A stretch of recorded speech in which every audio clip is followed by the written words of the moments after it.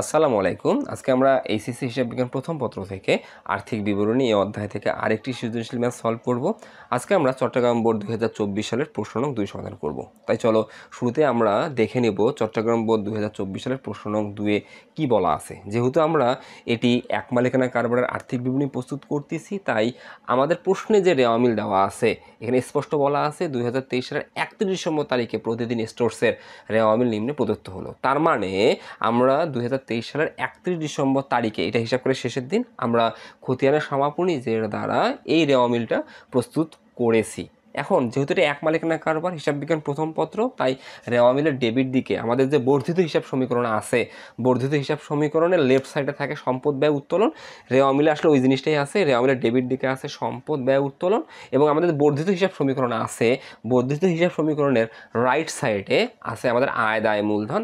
যেহেতু এটা এক মালিকানা কারবার, তাই এই ক্রেডিট দিকে আমরা দেখতেছি আসলে আমার আছে আয় দায় মূলধন। তাই আমরা রেওয়া মিলটা কী কী দফা নিয়ে গঠিত হয়েছে আমরা দেখে নিলাম না, কারণ আমরা জানি ডেবিট দিকে আছে সম্পদ ব্যয় উত্তোলন, ক্রেডিট দিকে আছে আয় দায় মূলধন। আমরা প্রথমেই দেখে নেব সমন্বয়গুলো, কারণ আমরা সৃজনশীল ম্যাথ সলভ করার আগে সমন্বয়গুলো ভালোভাবে পড়ে নেব। অন্যান্য তথ্যাবলী এগুলো আসলে রেওয়া মিলের নিচের অংশ।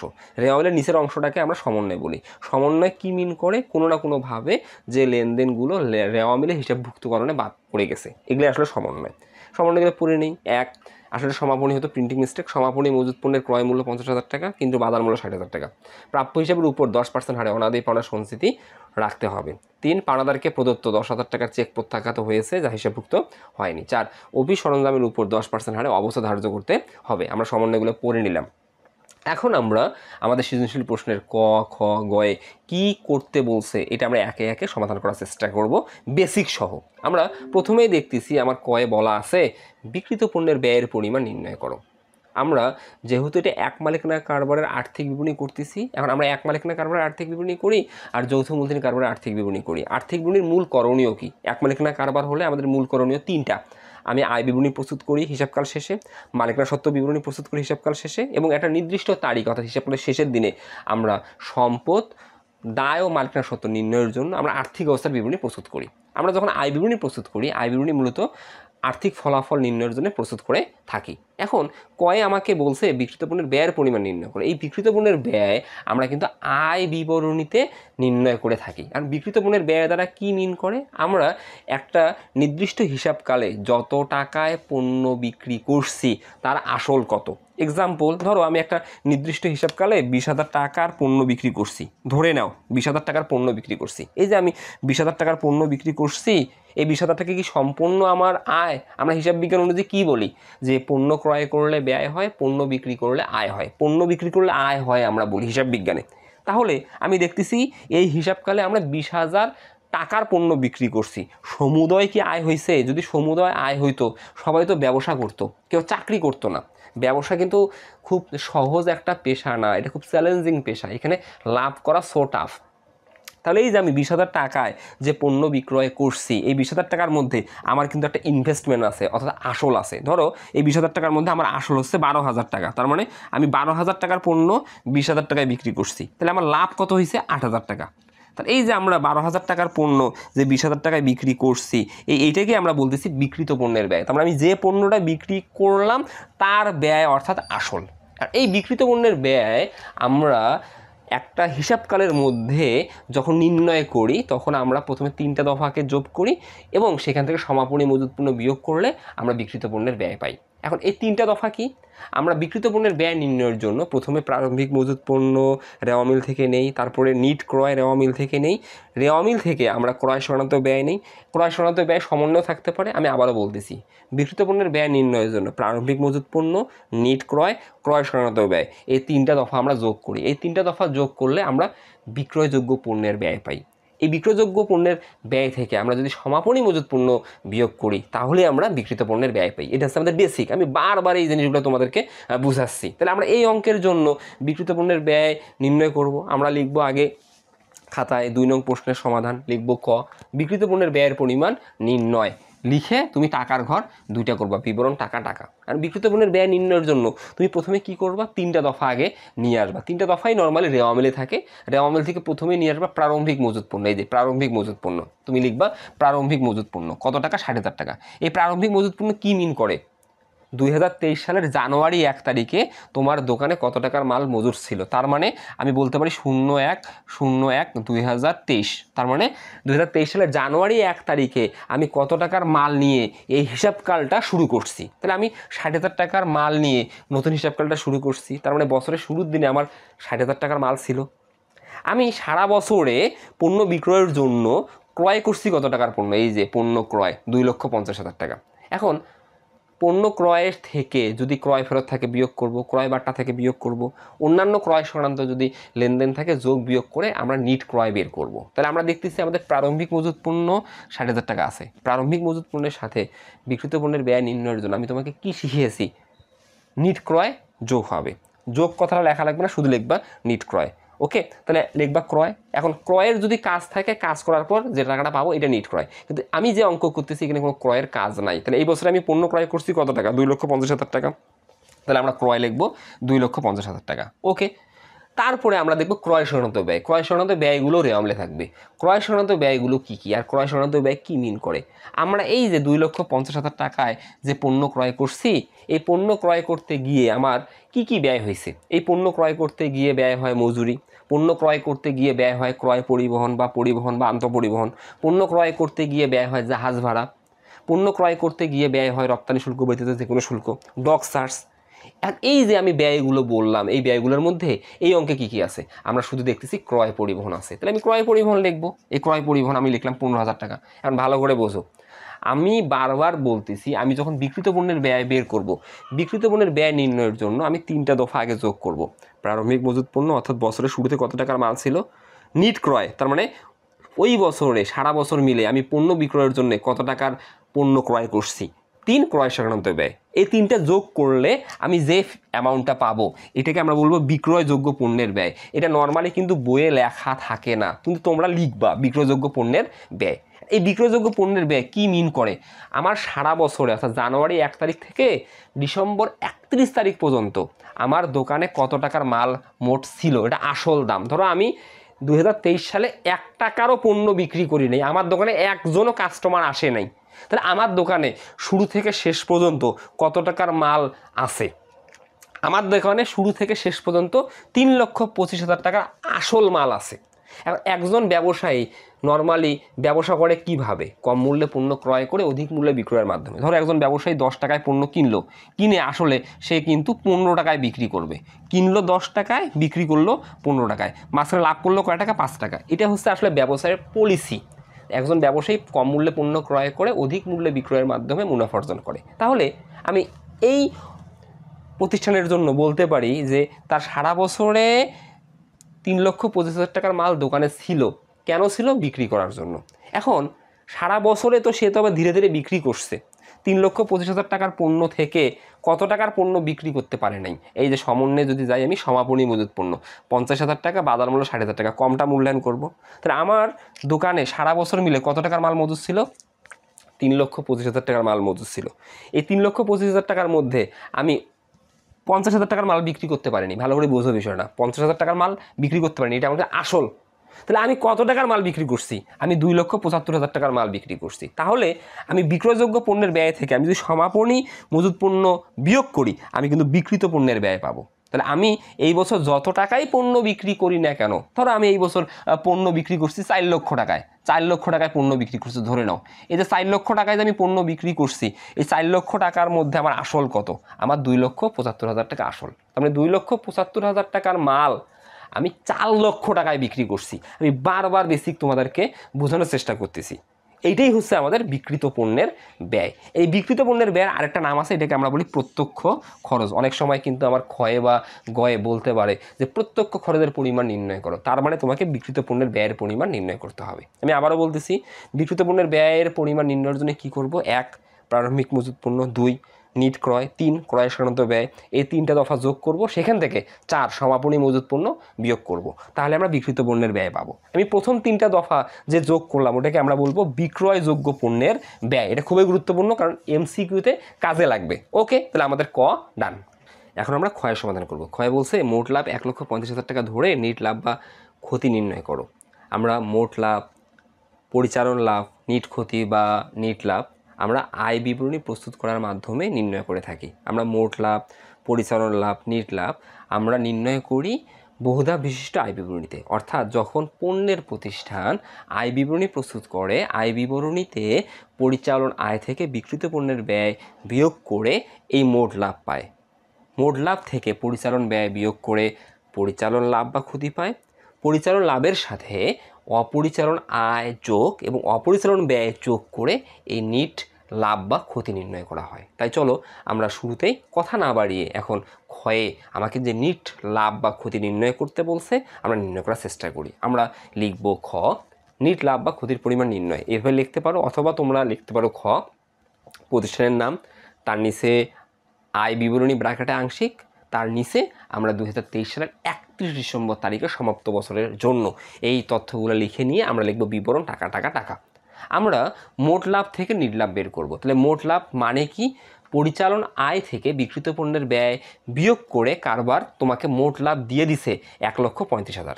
এইখান থেকে তুমি অঙ্ক স্টার্ট করে আসলে নিট লাভ বা নিট ক্ষতি নির্ণয় করবে। তাহলে তুমি প্রথমেই লিখবে মোট লাভ, লিখবে প্রশ্ন মতে তুমি লিখবা 1,35,000। ওকে, এখন মোট লাভ থেকে তুমি প্রথমেই বিয়োগ করবা পরিচালন ব্যয়।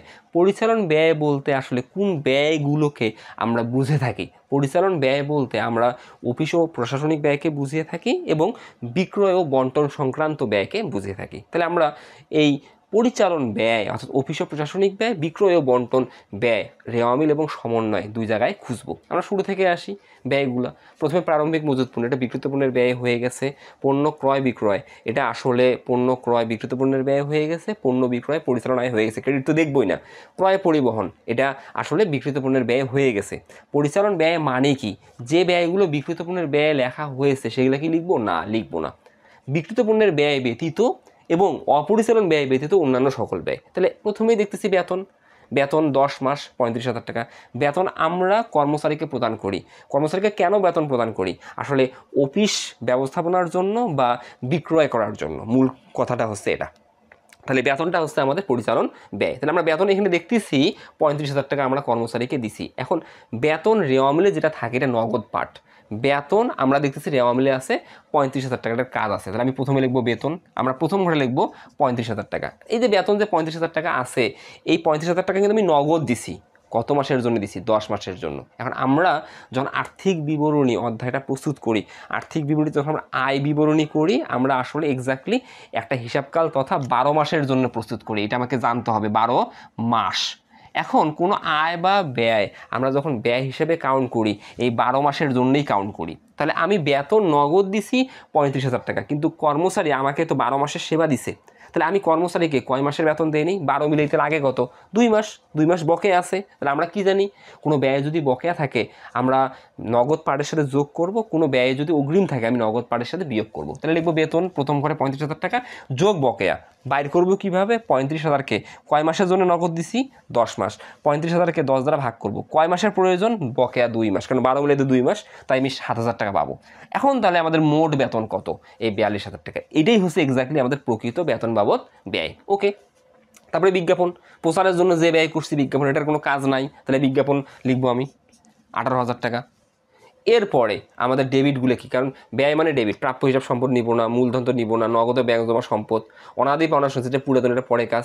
অফিস সরঞ্জাম, স্থায়ী সম্পত্তি বিক্রয়জনিত ক্ষতি। স্থায়ী সম্পত্তি বিক্রয়জনিত ক্ষতি এটা হচ্ছে আমাদের অপরিচালন ব্যয়, এটা পরে বুঝাচ্ছি আমি। এখন আমরা অন্যান্য তথ্য বলে আসি। 1, সমাপনী মজুত পণ্য, এটা তো আসলে ব্যয় না। প্রাপ্য হিসাবের উপর 10% হারে অনাদি পাওনা সঞ্চিতি রাখতে হবে। আমরা প্রাপ্য হিসাবের উপরে যে 10% হারে যে অনাদি পাওনা সঞ্চিতি রাখতে হবে দেখতেছি, এটা দ্বারা কী মিন করে? আমাদের যে প্রাপ্য হিসাব আছে, এই দেখো রে আমাদের প্রাপ্য হিসাব 45,000 টাকা। এই প্রাপ্য হিসাবের উপর আমি সন্দেহ করতেছি যে আমরা এই বছর 10% টাকা নাও পেতে পারি, আবার পেতেও পারি। এটা হচ্ছে আমাদের সম্ভাব্য খরচ। অর্থাৎ আমি ধরে নিচ্ছি যে ভবিষ্যতে আমি এই 45,000 টাকার 10% নাও পেতে পারি। এই জিনিসটাকে আমি আসলে ব্যয় হিসেবে ট্রিট করতেছি। এটাকে আমরা বলি নতুন অনাদি পাওনা সঞ্চিতি। আর এই অনাদি পাওনার একটা প্যাটার্ন আছে, আমরা জানি সবাই, অনাদি পাওনা যোগ নতুন অনাদি পাওনা সঞ্চিতি মাইনাস পুরাতন অনাদি পাওনা সঞ্চিতি। এই অঙ্কে তো অনাদি পাওনা নাই, তাহলে যেহেতু অনাদি পাওনা নাই, অনাদি পাওনা লিখবো না, তাহলে আমি প্যাটার্ন অনুযায়ী অনাদি পাওনা লিখবো না, আমি লিখবো কি সমন্বয় অনুযায়ী নতুন অনাদি পাওনা সঞ্চিতি। এই যে প্রাপ্য হিসাবের উপর 10% হারে অনাদি পাওনা সঞ্চিতি রাখতে হবে, এটাকে আমরা বলি নতুন অনাদি পাওনা সঞ্চিতি। তাহলে আমি লিখবো নতুন অনাদি পাওনা সঞ্চিতি 45,000-এর 10% 4,500। এই যে 45,000-এর 10% যে 4,500 বের করলাম, এর এগুনিস্টে আমাদের কিন্তু পুরাতন অনাদি পাওনা সঞ্চিতি রেওয়া মিলে আছে। এই যে এটাকে আমরা বলি পুরাতন অনাদি পাওনা সঞ্চিতি। এটা হচ্ছে আমাদের একটা তহবিল যার কাজ অনাদি পাওনা সংক্রান্ত ব্যয় পূরণ করে দেওয়া। এখন আমরা এটার প্যাটার্ন কি জানি, অনাদি পাওনা যোগ নতুন অনাদি পাওনা সঞ্চিতি মাইনাস রেওয়া মিলে যেটা থাকে এটা পুরাতন। এটার কাজ হচ্ছে আসলে ব্যয়কে পূরণ করে দেওয়া। তাহলে আমি লিখবো মাইনাস পুরাতন অনাদি পাওনা সঞ্চিতি, আমরা লিখবো 3,000 টাকা। তাহলে আমরা কত টাকা ভবিষ্যতের জন্য ছেড়ে দিলাম? 4,500 টাকা। আবার আমি ভবিষ্যতের জন্য তহবিল দেখতেছি কত? 3,000 টাকা। মানে এটা তহবিলে আমার টাকা আছে 3,000 টাকা। তাহলে আমি যদি 4,500 টাকা থেকে 3,000 টাকা বিয়োগ করি, তাহলে কারবার খরচ বহন করবে কত টাকা? 1,500 টাকা। মূল কথা আমরা এটা প্যাটার্নে লিখবো। প্যাটার্নটা কি? অনাদি পাওনা যোগ নতুন অনাদি পাওনা সঞ্চিতি মাইনাস পুরাতন অনাদি পাওনা সঞ্চিতি করে টাকাটা আমরা দ্বিতীয় ঘরে দিয়ে দেবো। ওকে, আমাদের এটা হয়ে গেল। তারপরে আমাদের কি আছে? তারপরে আমাদের 3 এখানে আসবে না, 3টা পরে বুঝাচ্ছি আমি, 4 আসবে। অফিস সরঞ্জামের উপর 10% হারে অবশ্যই ধার্য করতে হবে। তাহলে অফিস সরঞ্জাম যে আছে তার উপর অবশ্যই হবে 10%। এই যে অফিস সরঞ্জাম 2,70,000 টাকা আছে, তাহলে লিখবো আমি অফিস সরঞ্জামের অবশ্যই লিখবো 27,000 টাকা। তাহলে আমাদের আর কোনো এখানে পরিচালন ব্যয় নেই। তাহলে আমি একে একে 4টা ব্যয়কে যদি যোগ করি আমরা পাবো 88,500 টাকা। এখন আমরা মোট লাভ থেকে আমরা ব্যয় বিয়োগ করব। তাহলে আমি 1,35,000 টাকা থেকে যদি 88,000 টাকা বিয়োগ করি, লিখে রাখছি তো বাদ, ব্যয় মানে আসলে আয় বিবরণীতে বিয়োগ। আমি যদি বিয়োগ করি তাহলে আমি পাবো 46,500 টাকা। এই 46,500 টাকাকে আমরা পরিচালন লাভ নামে জানি, পরিচালন লাভ বা মুনাফা নামে জানি। ওকে, তার মানে আমরা মোট মুনাফা বা মোট লাভ থেকে যদি পরিচালন ব্যয় বিয়োগ করি আমরা পরিচালন লাভ বা পরিচালন মুনাফা পাবো। তাহলে আমাদের পরিচালন মুনাফা কত টাকা? আমাদের 46,500 টাকা। এই পরিচালন লাভের সাথে আমরা অপরিচালন আয় যোগ করব। অপরিচালন আয় মানে কি? বিক্রয় ব্যতীত অন্যান্য সকল আয়। এখন বিক্রয় ব্যতীত অন্যান্য সকল আয় কী আছে? এই যে উপভাড়া প্রাপ্তি 12,000 টাকা। উপভাড়াটা জিনিসটা কি আমি এর আগেও বুঝাইছি, আবারও বলবো। উপভাড়া বলতে ধরো তোমার বাজারে 2টা দোকান আছে, তুমি অন্যের কাছ থেকে সিকিউরিটি নিয়ে ভাড়ায় 2টা দোকানে ব্যবসা করতেছো। ভালো কথা, তুমি 2টা দোকান ব্যবসা করতেছো, 2টা দোকানের ভাড়া ধরো 8,000 টাকা। 8,000 টাকা 2টা দোকানের ভাড়া, তাহলে প্রতি মাসে তোমাকে কিন্তু 8,000 টাকা ভাড়া দিতে হয়।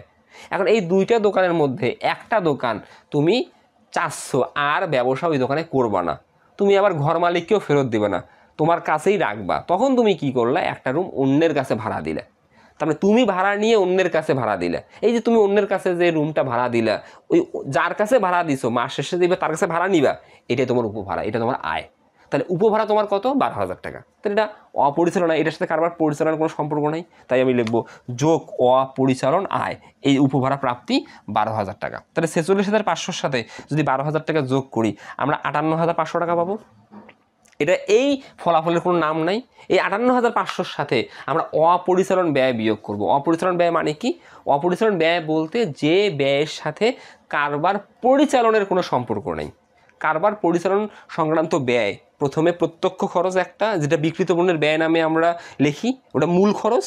এবং প্রত্যক্ষ খরচের পর পণ্য বিক্রয় করার জন্য বা অফিস পরিচালনা করার জন্য যে ব্যয়গুলো সংগঠিত হয় এগুলোকে আমরা পরিচালন ব্যয় বলি। তার মানে প্রত্যক্ষ খরচ আর পরিচালন ব্যয় ব্যতীত অন্যান্য যেগুলো ব্যয় আছে, যেগুলো কারবার পরিচালনের জন্য প্রয়োজন হয় না, এই ব্যয়গুলোকেই আমরা বলি অপরিচালন ব্যয়। অপরিচালন ব্যয়ের উদাহরণ হিসেবে আমরা বলতে পারি ঋণের সুদ, ব্যাংক জমাতিরিক্তের সুদ, মূলধনের সুদ, তার মানে সুদ বাবদ যে কোনো ব্যয়, ব্যাংক চার্জ, বিবিধ ক্ষতি অর্থাৎ আগুনে বিনিষ্ট পণ্য বা নগদ টাকা ছিনতাই বা নগদ টাকা চুরি, এটা বিবিধ ক্ষতি নামে লিখি আমরা। আরেকটা আমরা জানি স্থায়ী সম্পত্তি বিক্রয়জনিত ক্ষতি, যেটা এই অঙ্কে আছে।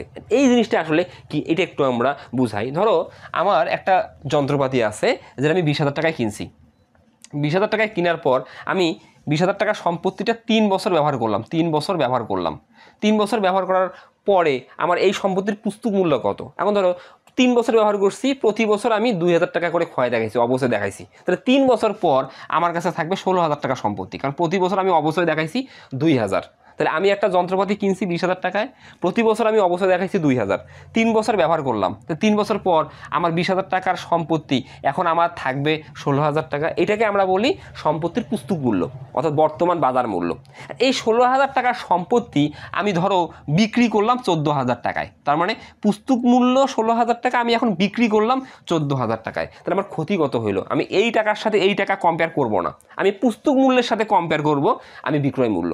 ভালো করে বিষয়টা বোঝো। আমার একটা যন্ত্রপাতি আছে 20,000 টাকা, আমি 3 বছর ব্যবহার করলাম, 3 বছর ব্যবহার করার ফলে প্রতি বছর ক্ষয় গেছে 2,000 টাকা।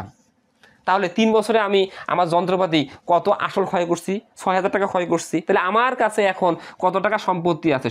সরি, আমার কাছে এখন 14,000 টাকা সম্পত্তি আছে। আর এই 14,000 টাকা সম্পত্তি আমি 10,000 টাকা বিক্রি করলাম। তাহলে এই 14,000 টাকাকে আমরা বলি পুস্তক মূল্য, এই 10,000 টাকাকে আমরা বলি বিক্রয় মূল্য। তাহলে আমার কাছে তিনটা কিন্তু টাকা আমরা দেখতেছি, একটা হচ্ছে 20,000 টাকা ক্রয় মূল্য, 14,000 টাকা হচ্ছে আমাদের পুস্তক মূল্য, আর 10,000 টাকা আমাদের হচ্ছে বিক্রয় মূল্য। এখন স্থায়ী সম্পত্তি বিক্রয়জনিত লাভ না ক্ষতি আমরা পুস্তক মূল্যের সাথে বিক্রয় মূল্য কম্পেয়ার করে নির্ণয় করব। তাহলে আমাদের পুস্তক মূল্য কত? 14,000 টাকা। পুস্তক মূল্য মানে কি?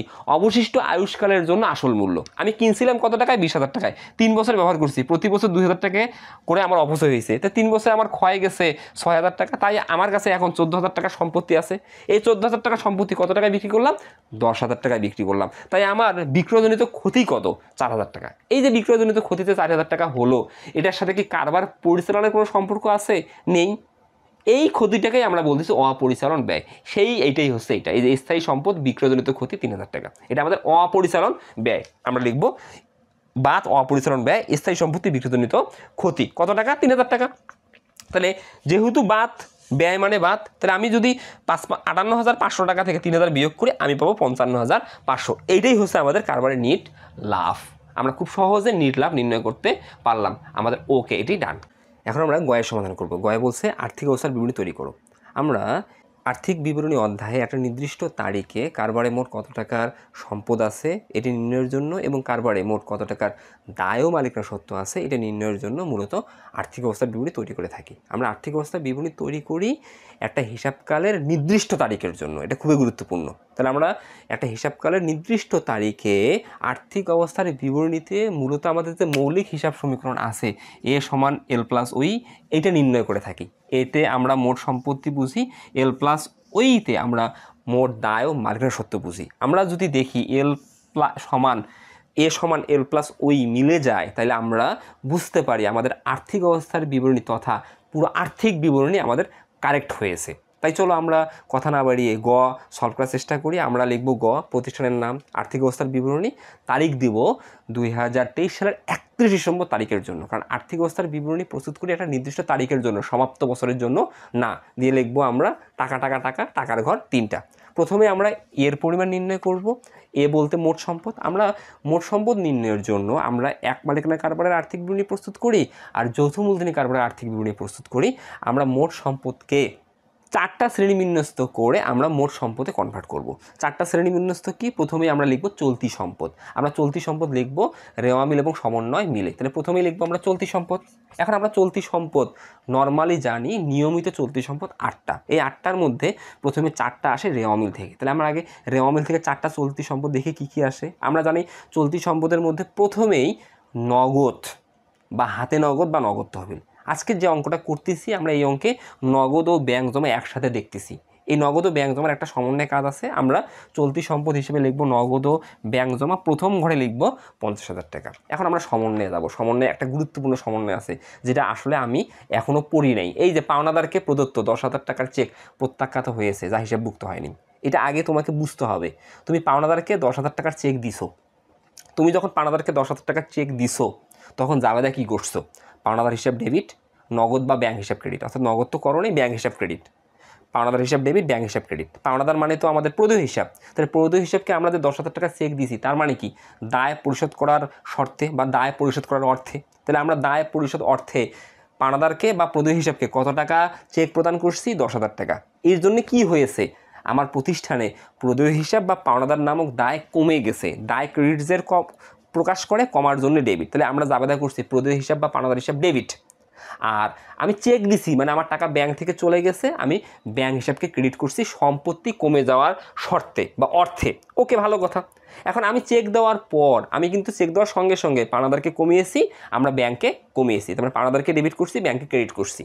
এখন আমি যাকে চেক দিছি সে ওই চেকটা নিয়ে আমার ব্যাংকে ভাঙানোর জন্য গেছে, কিন্তু আমার ব্যাংক ওই চেকটা না ভেঙে দিয়ে পুনরায় পাওনাদারকে চেকটা ফেরত দিছে। তার মানে আমার ব্যাংক ওই চেকটা প্রত্যাখ্যান করছে। তার মানে আমি যে 10,000 টাকা চেক দিলাম, যাকে দিচ্ছে সে আমার ব্যাংকে গেছে, আমার ব্যাংক কী করছে, ওই 10,000 টাকার চেক নগদ টাকায় রূপান্তর না করে পাওনাদারকে 10,000 টাকার চেক হাতে দিয়ে দিছে। তার মানে ব্যাংক আসলে 10,000 টাকা পরিশোধ করেনি। কেন? প্রত্যাখ্যান হয়েছে।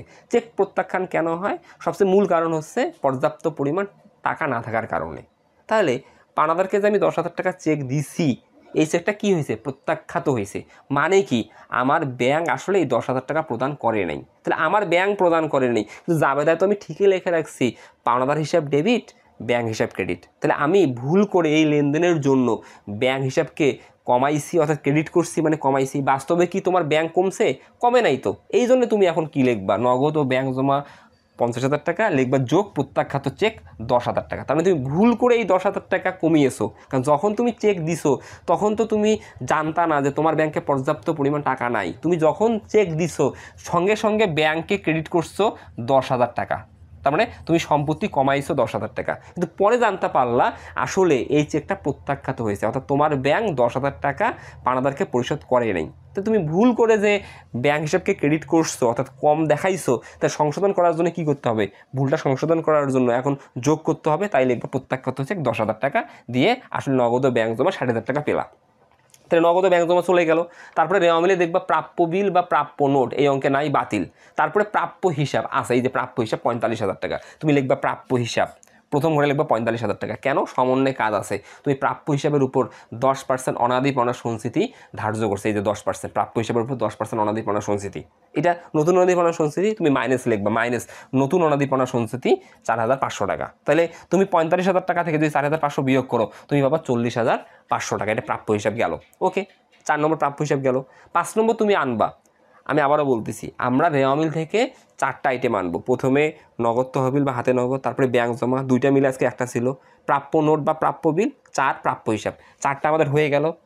সমাপনী মজুদ পণ্য আমরা আনবো নর্মালি সমন্বয় থেকে। এই যে সমাপনী মজুদ পণ্য, আমরা কম মূল্যটা নেব 50,000 টাকা, তো লিখবো আমি সমাপনী মজুদ পণ্য 50,000 টাকা। এটা 5 নম্বর আইটেম। 6 নম্বর আইটেম হিসেবে আনবো আমরা সমাপনী মণিহারি বা অব্যবহৃত মণিহারি বা সাপ্লাইস। আমরা 7 নম্বর হিসেবে আনবো অগ্রিম ব্যয়। আমরা 8 নম্বর হিসেবে আনবো বকেয়া আয়। এই আইটেম একটা আমাদের এই অঙ্কে নেই। তাহলে আমাদের চলতি সম্পদ লেখা শেষ। আমরা চলতি সম্পদ মাত্র 3টা পেলাম, এই 1টা 2টা 3টা, এই 3টে যোগ করলে আমরা চলতি সম্পদের সমষ্টি পেলাম 1,50,500। চলতি সম্পদ হয়ে গেল।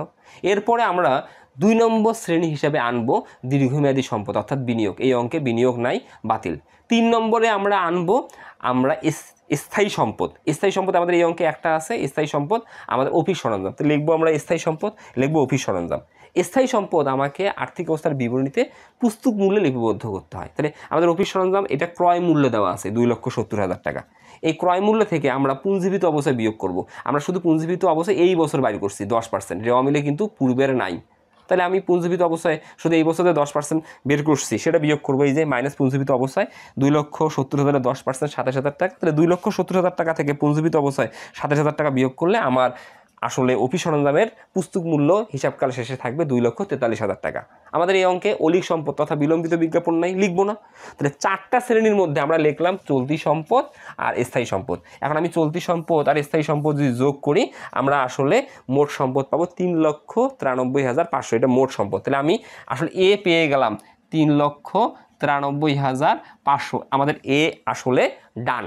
এখন আমরা এল প্লাস ওই নির্ণয় করব। এল প্লাস ওই বলতে আমরা দায় ও মালিকানা সত্ত্ব নির্ণয় করব। আমরা যেমন এ বের করলাম 3,93,500, ঠিক তেমনিভাবে আমরা দায় ও মালিকানা সত্ত্ব নির্ণয় করব। আমরা প্রথমে বের করব দায়। আমরা হিসাব বিজ্ঞানে দায়কে 2টা শ্রেণীতে বিভক্ত করি, চলতি দায়, দীর্ঘমেয়াদী দায়। প্রথমে আমরা চলতি দায় লিখব, এই লিখব চলতি দায়। আমাদের নর্মালি নিয়মিত চলতি দায় 5টা। 1, ব্যাংক জমাতিরিক্ত, দেখবো আমাদের এই অঙ্কে আছে কিনা, রেওয়া মিলে থাকবে, ব্যাংক জমাতিরিক্ত আমাদের এই অঙ্কে নাই। 2, প্রদেয় বিল বা প্রদেয় নোট, এটাও এই অঙ্কে নাই। 3, প্রদেয় হিসাব আছে, এই যে 25,000 টাকা, প্রদেয় হিসাবের একটা কাজ আছে। আমরা লিখবো প্রদেয় হিসাব, প্রথম ঘরে 25,000 টাকা। কী কাজ আছে এই প্রত্যাখ্যাত চেক? আমরা পাওনাদারকে 10,000 টাকা চেক দিছি। আমরা যখন পাওনাদারকে 10,000 টাকা চেক দিছি তখন জাবেদা কী করছি? পাওনাদার হিসাব ডেবিট, ব্যাংক হিসাব ক্রেডিট, বারবার বুঝাতে চাচ্ছি আমি। পাওনাদার হিসাব ডেবিট, ব্যাংক হিসাব ক্রেডিট। প্রত্যাখ্যাত চেক মানে কি? আসলে যাকে আমি চেক দিছি সে ওই চেকটা নিয়ে আমার ব্যাংকে গেছে, আমার ব্যাংকে ভাঙানোর জন্য ক্যাশ কাউন্টারে কম্পিউটারে জমা দিছে, কিন্তু যে কর্মকর্তা ওইখানে বসেছিল সে চেকের টাকা ভাঙিয়ে নগদ টাকা না দিয়ে তাকে পুনরায় চেকটা ফেরত দিছে। চেক কেন প্রত্যাখ্যাত হয়? নর্মালি পর্যাপ্ত পরিমাণ টাকা না থাকার কারণে। তাহলে আমরা পাওনাদারকে 10,000 টাকা চেক দিছি, চেক দেওয়ার সঙ্গে সঙ্গে আমরা দায় কমিয়েছি 10,000 টাকা, সম্পদ কমিয়েছি 10,000 টাকা, কিন্তু পরে দেখা গেছে আসলে আমার ব্যাংক 10,000 টাকা পরিশোধ করেনি। তাহলে আমার ব্যাংক 10,000 টাকা পরিশোধ করেনি, ঠিকই আমি কিন্তু দায়কে কমিয়ে বসে আছি, ব্যাংক হিসাব নামক সম্পদকে কমিয়ে বসে আছি। তাহলে আমি ভুল করছি কয় জায়গায়? আমি ভুল করে দায়কে কমাইছি, এখন বাড়াবো। ভুল করে সম্পদকে কমিয়েছিলাম। আমি কিন্তু যখন আর্থিক অবস্থার বিবরণী সম্পদ সমূহ বাইর করছি তখন নগদ ও ব্যাংক জমার সাথে বাড়িয়েছি। তাহলে আমি নগদ ও ব্যাংক জমার সাথে ব্যাংক জমা বাড়িয়েছি। এখন যখন পাওনাদার অর্থাৎ প্রদেয় হিসাব লিখবো, আমি প্রদেয় হিসাব ভুল করে আমি বিয়োগ করে 25,000 টাকা লিখছি। তাহলে আমাদের রেওয়ামিলের প্রদেয় হিসাব কিন্তু 25,000 টাকা আছে। এই 25,000 টাকা থেকে আমি আসলে 25,000 টাকা দিয়ে আমি পাইছি কত টাকা বিয়োগ করে? 10,000 টাকা বিয়োগ করে, ভুল করে 10,000 টাকা বিয়োগ করছি। এখন আমি এই ভুলটা শুধরানোর জন্য আমি ভুল করে বিয়োগ করছি, এখন যোগ করবো। এই যোগ প্রত্যাখ্যাত চেক। 10,000 টাকা যোগ করলে আসলে আমাদের প্রকৃত প্রদেয় হিসাব 35,000 টাকা। ওকে, আমরা খুব সহজে পেয়ে গেলাম, প্রদেয় হিসাব আমাদের হয়ে গেল। 4 নম্বরে আসবে বকেয়া ব্যয়। এখানে একটা ব্যয় বকেয়া আছে, এই যে বেতন। আমরা 2 মাসের যে আয় বিবরণীতে বকেয়া বের করলাম, তাহলে লিখবো বকেয়া বেতন 2 মাসের। তাহলে কীভাবে বের করবো? এই 35,000কে আমরা 10 দ্বারা ভাগ করব, 2 দ্বারা গুণ করব, করে আমরা কিন্তু আসলে 7,000 টাকা বকেয়া পাবো। তাহলে আমরা প্রদেয় হিসাব পেলাম 35,000 টাকা, বকেয়া বেতন পেলাম 7,000 টাকা। আমাদের আর এই অঙ্কে আরেকটা দায় থাকতে পারে, চলতি দায়, সেটা হচ্ছে অনুপার্জিত আয় বা অগ্রিম আয়। এই অঙ্কে কোনো অগ্রিম আয় বা অনুপার্জিত আয় নেই, তাহলে আমি এই দুইটা দফা যোগ করলে আমরা চলতি দায় পাবো 42,000 টাকা। এখন দায় দুইটা দফা নিয়ে গঠিত, চলতি দায় ও দীর্ঘমেয়াদী দায়। এখন দীর্ঘমেয়াদী দায় বলতে রেওয়ামিলে যদি ঋণ থাকে এটা হচ্ছে আমাদের দীর্ঘমেয়াদী দায়। রেওয়ামিলে ঋণ নাই, আমরা দীর্ঘমেয়াদী দায় লিখবো না। তাহলে এখন আমি কি লিখবো? আমরা লিখবো ওই মানে মালিকানা সত্ত্ব। এই যে মালিকানা সত্ত্ব, মালিকানা সত্ত্ব কি মিন করে? আমি মালিক, হিসাবকাল শেষে আমার প্রতিষ্ঠানে সম্পদের উপর কত টাকা আছে বা আমার দাবি কত, এটা নির্ণয়ের জন্যই তো আমি ওই নির্ণয় করি। তাহলে আমি মালিকানা সত্ত্ব নির্ণয়ের জন্য কি করি? আমার বছরের শুরুতে কত টাকা মূলধন ছিল, এই যে প্রারম্ভিক মূলধন ছিল 2,96,000 টাকা। এটার সাথে আমরা নিট লাভ হলে যোগ করি। আমরা খ যখন নির্ণয় করছি, আমরা দেখো নিট লাভ, এই যে খ হতে পাই আমরা কিন্তু 55,500 টাকা পাইছি। তাহলে আমরা যদি 2,96,000 সাথে 55,500 যোগ করি, আমি যে টাকাটা পাবো, যদি এই অঙ্কে উত্তোলন থাকে, আমাদের রেওয়ামিলে কি উত্তোলন আছে? আমরা বিয়োগ করব। যেহেতু উত্তোলন নাই, আমরা বিয়োগ করব না, থাকলে বিয়োগ করতাম। তাহলে আমরা এই 2,95,000 সাথে নিট লাভ 55,500 যোগ করলে আমি মালিক, আমার অংশ পাবো 3,51,500। এটাই হচ্ছে আসলে মালিকানা সত্ত্ব। এখন আমি যদি দায় ও মালিকানা সত্ত্ব যোগ করি, তাহলে আমরা পাবো মোট দায় ও মালিকানা সত্ত্ব, যেটা এর সমান হবে। তুমি দেখো এ কত হয়েছিল? 3,93,500। দায় ও মালিকানা সত্ত্ব কত? আসলে 3,00,000, এখানে 93,500, এই যে 42,000 আর 51,000, তাহলে 93,500। তাহলে আমাদের এ সমান এল প্লাস ওই মিলে গেছে। তাহলে আমাদের 100%, এখানে আমি 10-এ 10 পাবো। তাহলে আমরা খুব সহজে আর্থিক অবস্থার বিবরণী করে ফেললাম। তাহলে আজকে এই পর্যন্তই। তোমরা ভালো থাকবে, সুস্থ থাকবে। আল্লাহ হাফেজ।